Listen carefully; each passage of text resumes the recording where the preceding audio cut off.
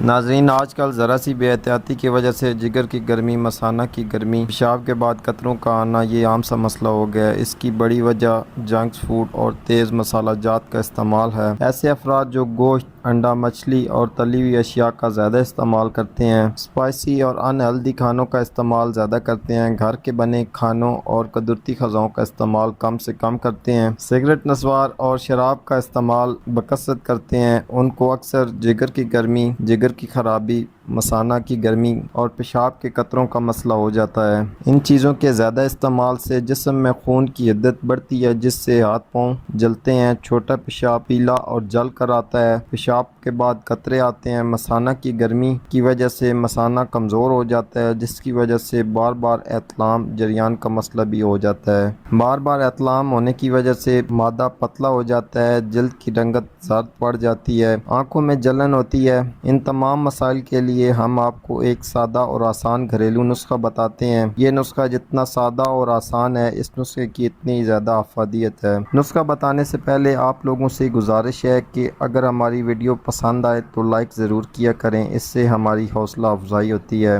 نسخے کے لیے ہمیں تخم کھیرہ کی ضرورت ہوگی۔ تخم کھیرہ یعنی کھیرے کے بیج، یہ کسی بھی پنسا سٹور سے بآسانی مل جاتے ہیں۔ کھیرے کے بیج لیتے وقت کیمیکل سے پاک بیج لیں، کیونکہ آج کل مارکیٹ میں کاشتکاری کے لیے زہر آلود اور خطرناک کیمیکل لگے بیج آ گئے ہیں، اس لیے پنسا سٹور والے کو کیمیکل سے پاک بیج دینے کو کہیں۔ کھیرے کے بیجوں کو باریک پیس کر رکھ لیں اور روزانہ 1 چمچ صبح خالی پیٹ تازہ پانی کے ہمراہ استعمال کریں۔ اس نسخے کو آپ رات کو بھی استعمال کر سکتے ہیں، مگر رات کو آپ نے دودھ کے ہمراہ استعمال کرنا ہے۔ اس کے چند دن کے استعمال سے جگر و مثانہ کی گرمی دور ہو جائے گی، پیشاب کے بعد آنے والے قطرے بھی رک جائیں گے۔ اس نسخے کے استعمال کے دوران گرم اور تلی ہوئی اشیاء، کولڈ ڈرنکس، چائے، کافی کا استعمال کم سے کم کریں تو بہت جلد فائدہ پہنچے گا۔ تو آج کے لیے اتنا ہی ناظرین، امید کرتا ہوں آج کی ویڈیو آپ کے لیے فائدہ مند ثابت ہوگی۔ اسی کے ساتھ اجازت چاہتا ہوں۔ اللہ حافظ۔